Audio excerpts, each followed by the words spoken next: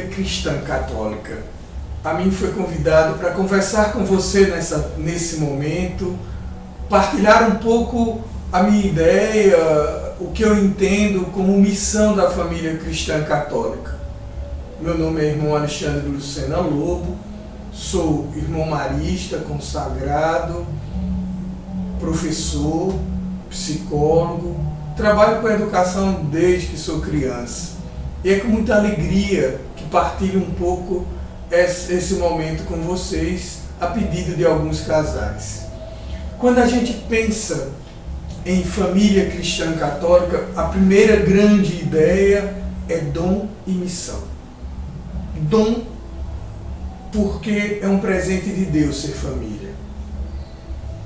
Dom, porque é viver essa graça de constituir e construir cada dia uma relação a 2, a 3, a 4, constituindo-se pessoas que querem se dar e servir uns às outras. Missão, porque nem sempre é fácil. Você não escolhe o que você vai viver no dia a dia. As pessoas mudam, as relações precisam ser construídas e reconstruídas diariamente. Isso constitui para cada um de nós um desafio. Então, o primeiro grande chamado a ser família cristã é a consciência de dom e de missão. Estimada família, nesse momento é importante dizer a você que o que a gente vai conversar agora se direciona especialmente ao pai e à mãe. É esse papel enquanto família cristã que a gente vai refletir neste momento. E eu começo refletindo a partir de 1 Coríntios, capítulo 12, versículo 20 a 25. De fato, existem muitas partes, mas um só corpo. Portanto, o olho não pode dizer para a mão, eu não preciso de você. E a cabeça não pode dizer para os pés, não preciso de vocês. O fato é que as partes do corpo que parecem ser as mais fracas são as mais necessárias, e aquelas que achamos menos honrosas são as que tratamos com mais honra.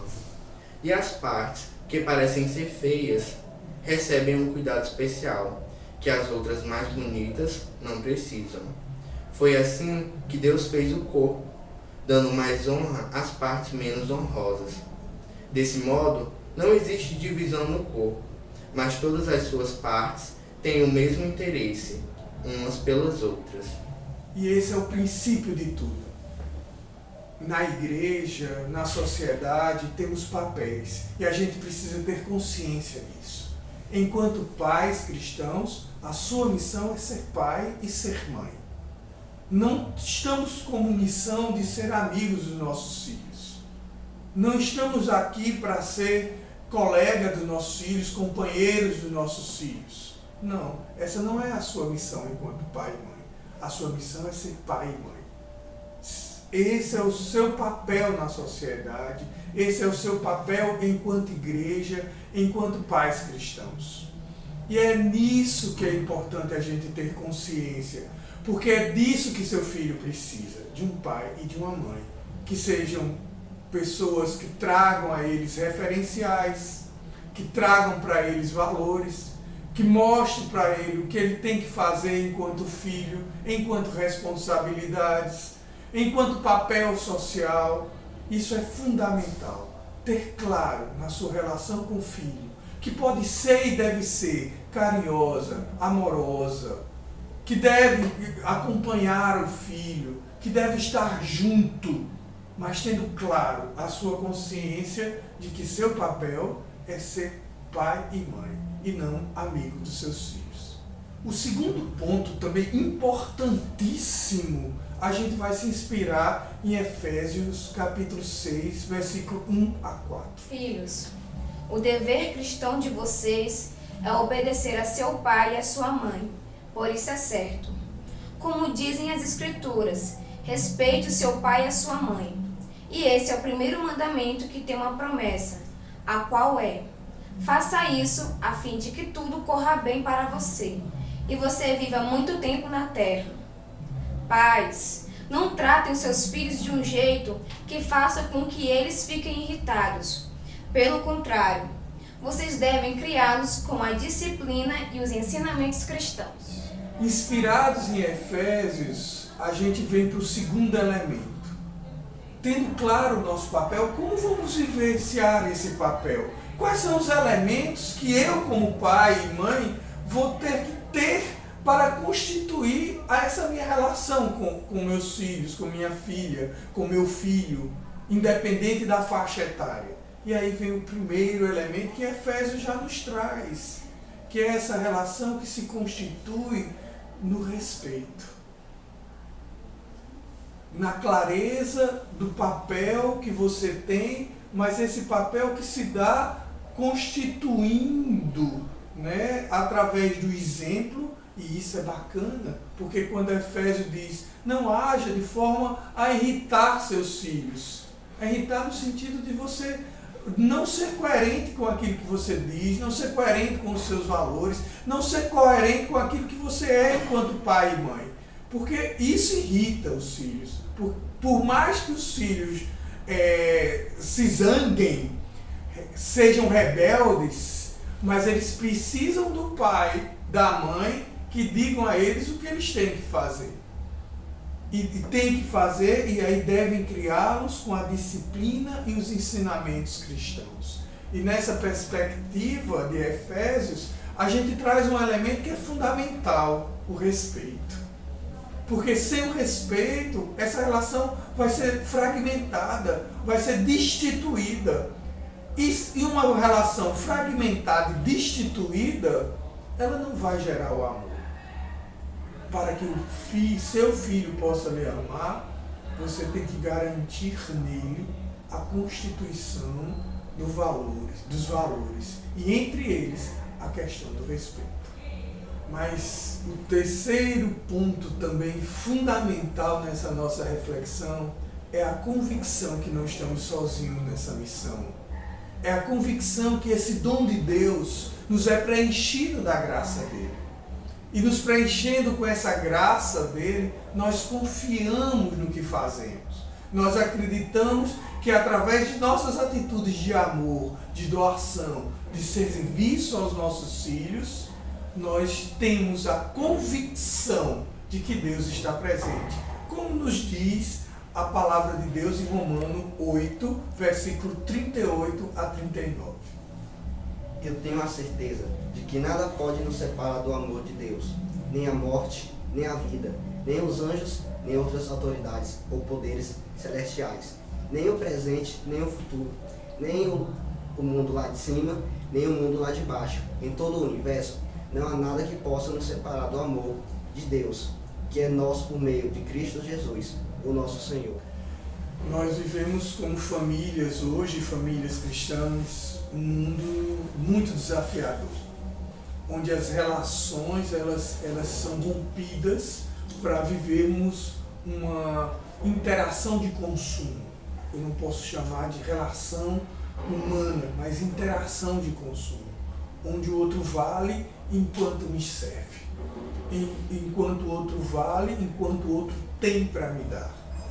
A gente vive um mundo repleto de sinais muito confusos. E esses sinais confusos no seu dia a dia, você escuta de seus filhos. E muitas vezes você não tem resposta. Mas mãe, meu colega tem isso, meu colega faz isso, meu colega pode isso, por que eu não? Por que eu não?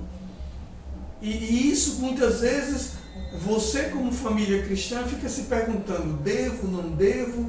Esse discernimento é um discernimento muito tênue, muito frágil e que precisa de muita oração, mas também de muita confiança em Deus, de que você tem certeza de que você está fazendo aquilo que é o melhor para Ele.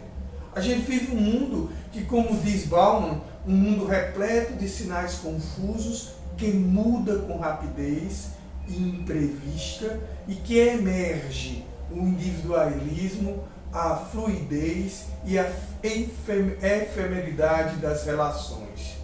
É interessante, porque quando a gente pensa nesse mundo e pensa nessa situação que a gente vê hoje, a juventude, onde a vida parece valer muito pouco, onde as relações são muito fragilizadas e simplificadas em relações de consumo.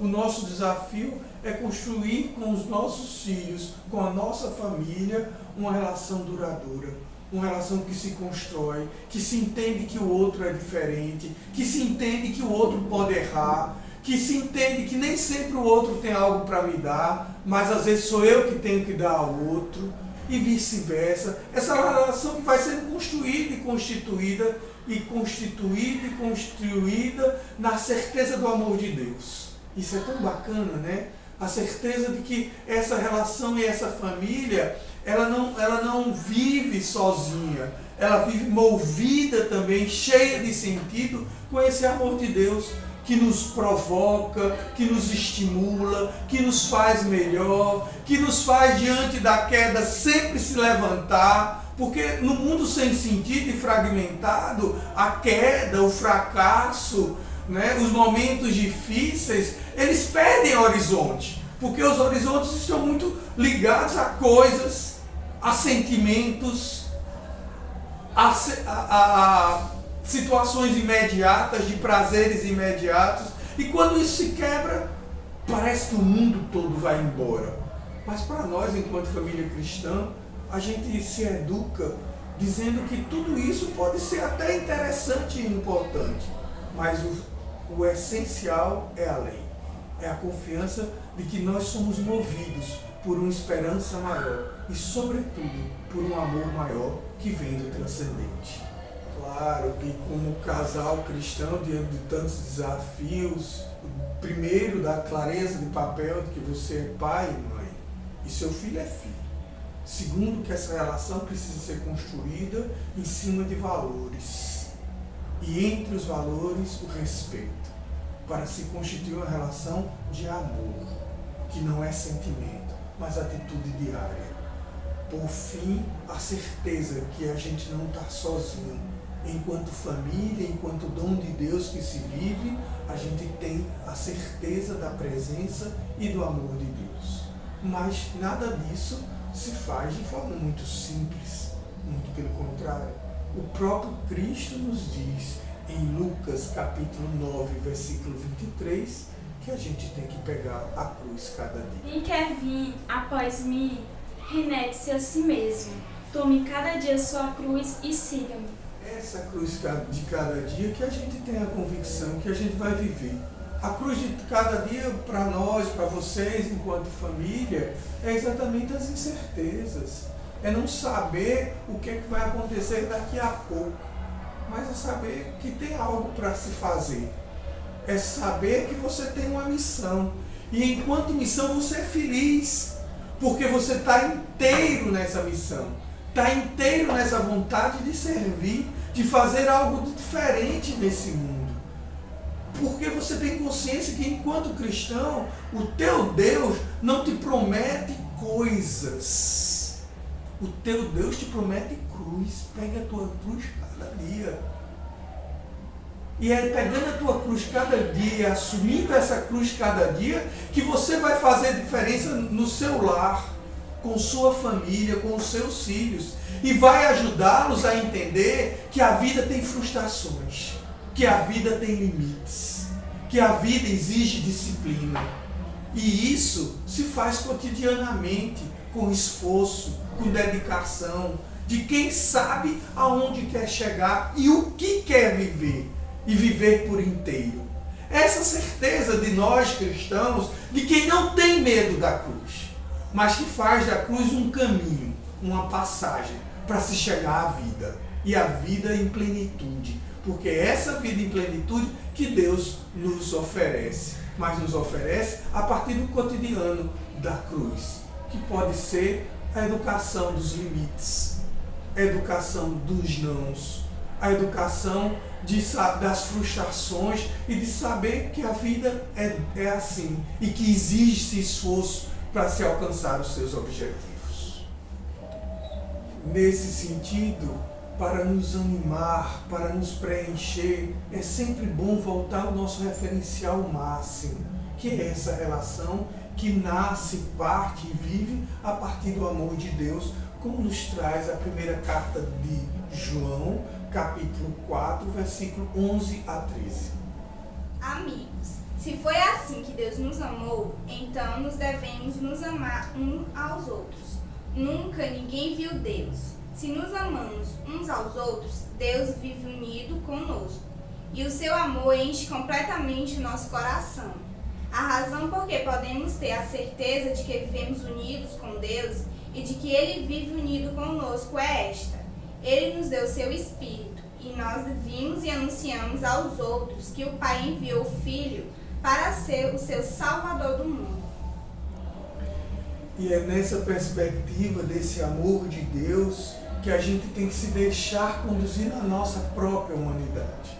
Deus não quer você pai e mãe super-homens, pessoas deuses. Ele não te criou Deus, Ele te criou templo dele, mas não Ele. Você não é Deus, você é gente. E é nessa ser gente, nessa humanidade, que Deus te constitui para ser família, para ser pai e mãe. E nessa humanidade que você se constitui, você tem que viver todos os seus desafios, inclusive pessoais. E todos os desafios que você vai viver enquanto humanidade, dos jogos, das relações, que nem sempre são fáceis. Muitas vezes a gente quer criar uma relação quando a gente vê, está num jogo entre esposo, esposa, pai, filho e etc. Quebrar esses jogos, refletir que a relação é mais do que um jogo. A gente vive um momento que a sociedade nos provoca, devido às inseguranças, às incertezas, muita ansiedade. Vivemos no mundo da ansiedade, da depressão, do desânimo. E como perpassar tudo isso? Como enfrentar todas essas características que são muito humanas, que são do seu cotidiano.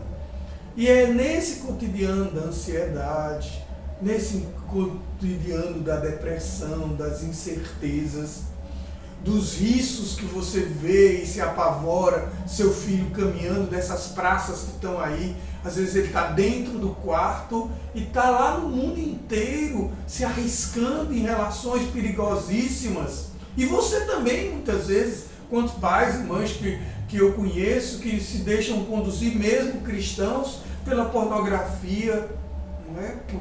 Por esse impacto desse mundo que nos prostitui, nos fragmenta. E é bacana que a gente tenha consciência disso. Porque é nessa humanidade, nessa fragilidade, que Deus te constitui como dom e missão de ser família.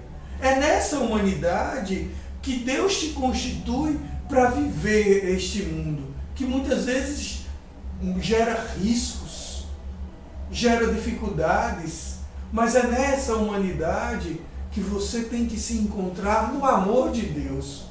Porque foi nessa humanidade, com todos esses limites, que Ele te fez pai e mãe. Ele não te fez limite de pai e mãe como anjo. Não, Ele te fez limite assim, humana. Pense nisso. Porque é a partir desta humanidade que você é, com todos os valores que você tem, mas também com todos os limites e fraquezas que você tem, que você é chamado a viver esse amor de Deus, que te impulsiona a viver a grande missão e o grande dom de ser pai e mãe. E ter consciência desse papel. Eu aqui sou pai e mãe. E tenho uma missão de educar alguém, de transformar este alguém num cidadão de mundo e, de preferência, um cidadão de mundo cristão, consciente do seu papel no mundo e na igreja. E a gente não faz isso sozinho. A gente faz isso com uma pessoa, enquanto católicos, que soube viver a família, Maria. Ela que nos acompanha, ela que também soube lidar com os limites, com as interferências, com os preconceitos que a humanidade vivia no seu cotidiano. E agora somos nós que damos continuidade a essa missão, de ter Jesus no nosso lar através de nossos filhos e, como Maria, educá-los e entregá-los ao mundo da melhor forma possível.